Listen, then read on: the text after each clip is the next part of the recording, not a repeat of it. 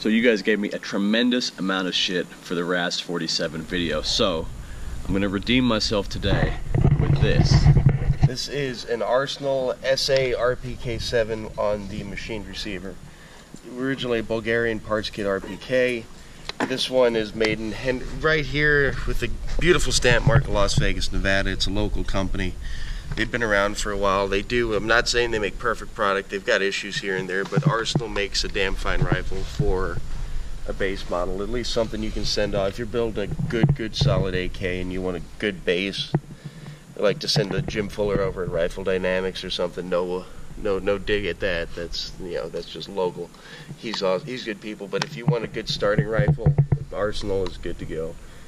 Today I'll talk about the differences between a machine receiver, stamp receiver, why I went with this, why the RPK, and just some of the stuff I've done to it, and I'll go from there. So anyway, starting out, like I said, Bulgarian RPK. It's got, they call this the Bulgarian blonde wood. I kid you not, that was an Arsenal representative that told me that. Machine receiver. Difference between RPK and a standard AK that anyone's slinging lead downrange with overseas. Got a heavier barrel. This one comes with a bipod. This is a proper RPK bipod. Some of them you'll see mounted back here. That's been I think Century was coming out with them for a while, and that was a converted PKM bipod that they just slapped on a longer barrel. So this is the legitimate configuration. Basic workings I'm not going to go into too much. It's an AK. Like, it's a heavy fucking AK. That's what you got. So right now, let me just show it's clear. The Circle 10 mags are the best ones out there. They're not worth the price anymore because the Magpul ones have been working out just fine. But I've got about 5 or 6 of these because I wouldn't consider this my humping gun. This is just kind of a toy that I have.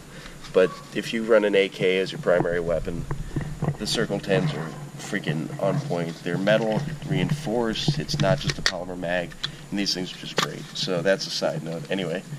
Weapon's clear, you can see in there. It's also filthy because I've been shooting it lately.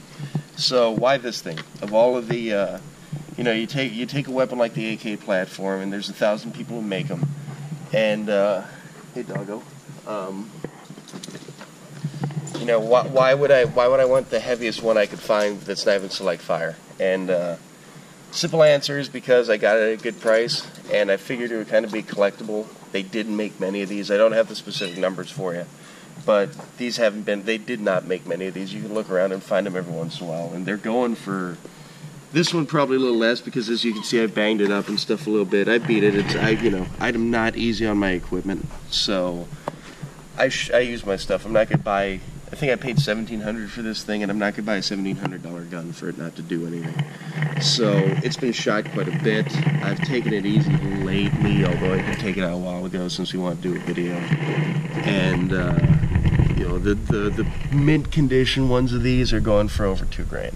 So it's kind of cool. It's unique. You don't see many of them. There are RPKs out there, but a lot of them are made by companies that just don't do as good of a job. Arsenal on the highest pedestal out there. They've got their issues. Their finishes, I think, are terrible. The guys over at the AK Operators Union have covered that. These things will start to bubble. I haven't run into issues. Maybe it's because of the heavy barrel or just the finish. But you can see a little bit here where if I really rubbed on that, you could kind of see the finish coming off a bit. It's it could do for refinishing, for Cerakoting or something. Function-wise, not bad. Sometimes you gotta check the headspace on them just to make sure. They've never been, I haven't heard of them being out of spec per se, but they just don't fine-tune the headspace as much, and they might have changed that. I've been, you know, I'm not saying I'm an expert on it, but this is just what I've heard from people who do a lot of work on these. Comes apart like a standard AK. This is kind of cool, of all the things about this, you've got a really unique rifle. This is the LaRue Iron Dot. They came out with this for a super brief period. I don't even know how many of these they made, but I got my hands on one, and all it is it replaces the rear sight. It's got some neodymium magnets under there. It's got actually a backup iron sight, as kind of chintzy as that is, but if the optic goes down your set, you can see the rear notch there. And it's running a Dr. optic on the inside with the same battery that I've had since, I don't know, I bought this thing a while ago, and it's still going strong. So this is cool. I like this. I wish that LaRue had actually kept up with this, but now with other micro dots and stuff on the market, I can see why it's kind of gone the way of the dodo, but at the time I thought this was pretty nifty stuff. I like this a lot, and it's been a great little optic. It's now not in the way, and you don't even really know it unless you look and you're like, wait, there's something off about it. So this was cool. Got to put a red dot on here, keeping all the furniture. I love it. Disassembly. I'll show you in here. It's an AK. Like, there's not much I can say to this. As you can see, it's still a little dirty. Rip the bolt out. So, bolt. I usually use carburetor cleaner to clean stuff off. And as you can see, this one's a little dirty. But this did originally have a finish on it. This originally had kind of the same black finish that was on the rest of the rifle. And after a few turns with some carb cleaner, brake cleaner, it stripped the finish off of it. So, like I said, big deal? No, I really don't care. There's no issues with it. Hasn't caused any problems, but the finish on them could be better. But like I said, that's a buddy who does Cerakote. Everyone has that dude who does Cerakoting on firearms. That's an easy fix. So, whatever. The reliability of it has been awesome. It's a well-built AK. I'm not one of these people who's like, well, it's an AK, sure it's going to be great. No. There's some very good AKs out there, and then you get turds like the RAS-47, and they're very much hit or miss. So this one has been awesome. The machine receiver, it adds weight. By all means, if you're getting a humping gun, if you're getting one for your primary, I'm not saying don't get the machine receiver. It leads to a little better accuracy, because it's more rigid in here than a stamp receiver. So because it's more rigid, barrel flexes less. You are getting a little more accuracy, but like I said, it's an AK. Unless it's not a precision marksman rifle. So if you don't want it, if you don't absolutely have to have the machine receiver, get a stamp one. There's no difference for a humping gun, for a 100, 200 yard gun with a red dot on it. Get a stamp one. I did this because I like kind of unique stuff every once in a while, and this is kind of my hipster gun, where it is an AK, but you take it out and people know that's not a normal AK. They're like, oh, this is kind of different, and that's one of the things I like about it. Completely never had a malfunction with it, and I mean, 7.62x39 used to be so cheap. This thing got a lot of love when I first got it. It was shot a lot. It's had thousands of rounds through it. The thing's great. It works. It runs like a top. It runs like a properly built AK should. Trigger's a standard. Well, this one has a Tapco G2, which hasn't really worked, but the trigger's not bad. There's no trigger slap. Definitely one of the random upgrades I would get for, if you're running AKs, get a trigger that doesn't have trigger slap.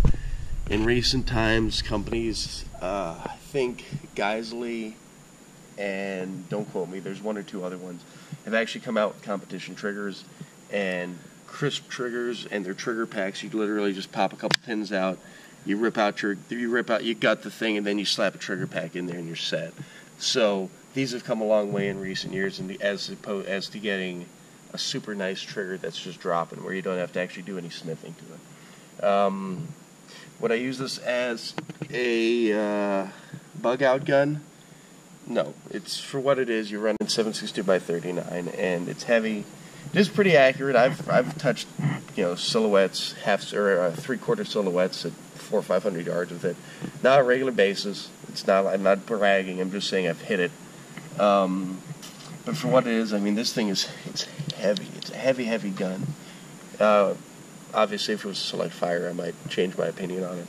But it's too much for what it is.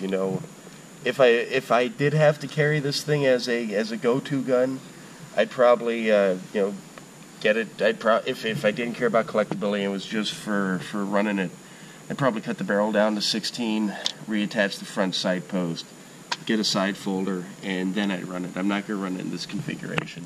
The only thing I might do with it is, if things went bad and you're worried and you're trying to get out, you're bug out, maybe I'd put a tow strap around it and hook it to the back of the Jeep with the glass window open with the hard top on.